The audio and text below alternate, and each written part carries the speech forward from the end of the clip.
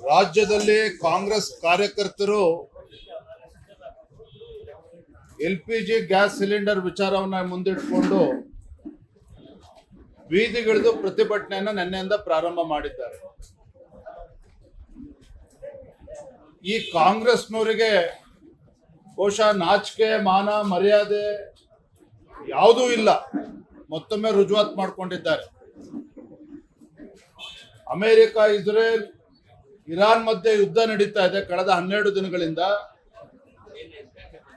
ಜಾಗತಿಕ ಮಟ್ಟದಲ್ಲಿ ಯಾವ ದೇಶಗಳ ಮೇಲೆ ಇವತ್ತು ಕಚ್ಚಾ ತೈಲದ ಮೇಲೆ ಯಾವ ರೀತಿ ಪರಿಣಾಮ ಬೀರ್ತಾ ಇದೆ, LPG ಗ್ಯಾಸ್ ಮೇಲೆ ಯಾವ ರೀತಿ ಪರಿಣಾಮ ಬೀರ್ತಾ ಇದೆ, ಇದೆಲ್ಲವೂ ಕೂಡ ದಿನನಿತ್ಯ ಪತ್ರಿಕೆಗಳಲ್ಲಿ ದೃಶ್ಯ ಮಾಧ್ಯಮಗಳಲ್ಲಿ ಬರ್ತಾ ಇದ್ದಾವೆ. ನಮ್ಮ ದೇಶದಲ್ಲಿ ವಿಶೇಷವಾಗಿ ಕೇಂದ್ರ ಸರ್ಕಾರ ನರೇಂದ್ರ ಮೋದಿಜಿಯವರು ಕಾಳಜಿಯನ್ನು ವಹಿಸಿ ಇವತ್ತು ಕಮರ್ಷಿಯಲ್ ಸಿಲಿಂಡರ್ ಬಳಕೆಯ ಬಗ್ಗೆ ಕೆಲವು ನಿರ್ಬಂಧವನ್ನು ಹೇರುವಂತ ಸಾಧ್ಯತೆ ನಾವು ನೋಡ್ತಾ ಇದ್ದೇವೆ. ಆದ್ರೆ ಗ್ರಾಹಕರಿಗೆ ಯಾವುದೇ ಒಂದು ತೊಂದರೆ ಆಗಬಾರ್ದು ಅಂತ ಹೇಳಿ ಅದ್ರ ಬಗ್ಗೆ ಎಚ್ಚರಿಕೆಯನ್ನು ವಹಿಸಿದ್ದಾರೆ. ಇಷ್ಟು ಗೊತ್ತಿದ್ರೂ ಸಹ ಬೀದಿಗಿಳಿದು ಹೋರಾಟ ಮಾಡ್ತಾರೆ ಅಂತ ಹೇಳಿದ್ರೆ ಎಲ್ಲೋ ಒಂದ್ ಕಡೆ ಇವರ ಕಾಂಗ್ರೆಸ್ ಪಕ್ಷದ ಬೌದ್ಧಿಕ ದಿವಾಳಿತನ ಇದನ್ನ ತೋರಿಸ್ತದೆ.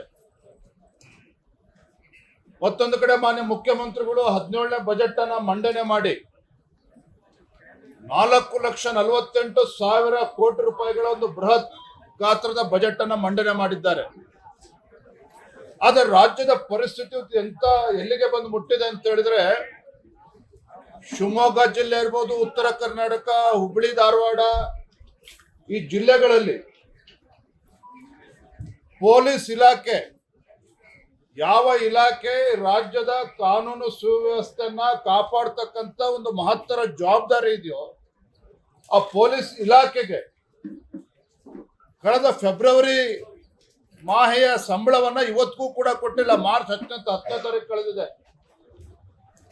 ಇಲ್ಲಿಗೂ ಕೂಡ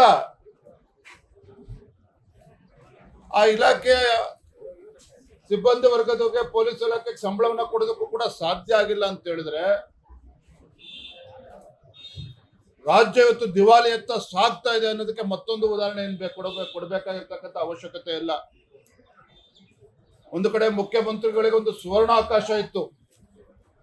17ನೇ ಬಜೆಟ್ ಅನ್ನ ಮಂಡನೆ ಮಾಡಿದಂತ ಸಿದ್ದರಾಮಯ್ಯನವರು ತಮ್ಮ ಸುದೀರ್ಘ ಅನುಭವವನ್ನ ರಾಜ್ಯದ ಅಭಿವೃದ್ಧಿಗೊಳಿಸ್ತಕ್ಕಂಥ ನಿಟ್ಟಿನಲ್ಲಿ ದಾರಿ ಎಳೆಯುವಂತ ಒಂದು ಸುವರ್ಣಾವಕಾಶ ಇತ್ತು. ಅದನ್ನು ಕೂಡ ಕೈ ಚೆಲ್ಲಿ ಕುಳಿತಿದ್ದಾರೆ.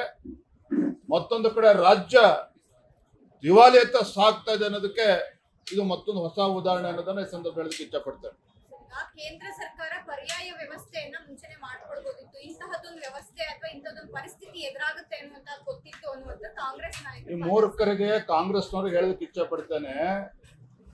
ಅಮೆರಿಕ, ಇಸ್ರೇಲ್, ಇರಾನ್ ಮೇಲೆ ಇವತ್ತೇನು ಯುದ್ಧವನ್ನ ಘೋಷಣೆ ಮಾಡಿದ್ದಾರೆ, ಒಂದು ತಿಂಗಳು ಮುಂಚಿತವಾಗಲಿ ಅಥವಾ ಒಂದು ವಾರ ಮುಂಚಿತವಾಗಲಿ ನರೇಂದ್ರ ಮೋದಿ ಅವ್ರಿಗಾಗ್ಲಿ ಅಕ್ಕಪಕ್ಕದ ದೇಶಗಳಿಗಾಗ್ಲಿ ಯಾರಿಗೂ ಕೂಡ ಹೇಳಿಲ್ಲ.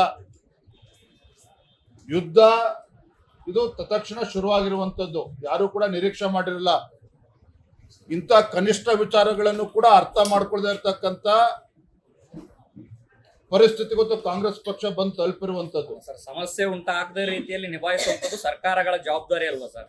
ಆ ಜವಾಬ್ದಾರಿ ಎಲ್ಲ ಒಂದ್ ಕಡೆ ಸಮಸ್ಯೆ ಯುದ್ಧ ಪ್ರಾರಂಭ ಆಗ್ತದೆ ಅಂತ ಹೇಳಿ ಯಾರು ನಿರೀಕ್ಷೆ ಮಾಡಿದ್ರು, ಅಥವಾ ಯುದ್ಧ ಆಗಬಹುದು ಅನ್ನುವ ಚರ್ಚೆ ಕಳೆದ ತಿಂಗಳಿಂದ ನಡೀತಾ ಇದ್ರು ಸಹ ಅದಕ್ಕೇನು ಪೂರ್ವಕ ತಯಾರಿಯನ್ನ ಮಾಡ್ಬೇಕು ಅದು ಮಾಡ್ಕೊಂಡೇ ಬಂದಿದ್ದಾರೆ. ಇಲ್ದಿದ್ರೆ ಬೇರೆ ಬೇರೆ ದೇಶದಲ್ಲಿ ಪರಿಸ್ಥಿತಿ ಏನಾಗಿದೆ ಒಂದ್ಸಲ ಅವಲೋಕನ ಮಾಡಿದ್ರೆ ಗೊತ್ತಾಗ್ತದೆ. ಅದು ನನಗೆ ವಿಶ್ವಾಸ ಇದೆ, ಬರುವಂತ ಕೆಲ ದಿನಗಳಲ್ಲಿ ವಾತಾವರಣ ಸರಿಯಾಗಿ ಹೋಗ್ತದೆ, ಹತೋಟಿ ತರುವಂತ ಕೆಲಸ ಕೇಂದ್ರ ಸರ್ಕಾರ ಮಾಡ್ತದೆ. ಸರ್, ಈಗ ರಾಜ್ಯದಲ್ಲಿ ಗ್ಯಾಸ್ ಸಿಲಿಂಡರ್ಗಳ ಕೊರತೆ ಆಗಿದೆ, ಹೋಟೆಲ್ ಮಾಲೀಕರು ಆತಂಕದಲ್ಲಿದ್ದಾರೆ. ತಾವೇನಾದ್ರೂ ಬಿಜೆಪಿ ಪಕ್ಷವಾಗಿ ಕೇಂದ್ರ ಸರ್ಕಾರಕ್ಕೆ ಪತ್ರ ಬರೆಯುವಂತದ್ದು, ಇಲ್ಲಿಯ ಸಮಸ್ಯೆಗಳ ಬಗ್ಗೆ ಗಮನಕ್ಕೆ ತರುವಂತದ್ದು ಏನಾದ್ರು ಮಾಡ್ತೀರಾ ಸರ್? ಅಂತ ಪರಿಸ್ಥಿತಿ ಬಂದಾಗ ನಿಮ್ಗೆ ಹೇಳ್ಬಿಟ್ಟು ಬರುತ್ತೇನೆ.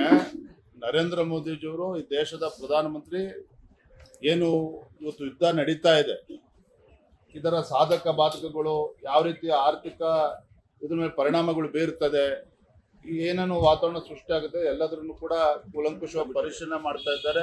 ಇದ್ರ ಬಗ್ಗೆ ಒಂದು ಕಮಿಟಿನೂ ಕೂಡ ಮಾಡ್ತಾರೆ. ಸೂಕ್ತ ಸಮಯದಲ್ಲಿ ಸೂಕ್ತ ನಿರ್ಧಾರ. ಮುಖ್ಯಮಂತ್ರಿಗಳು ಪತ್ರ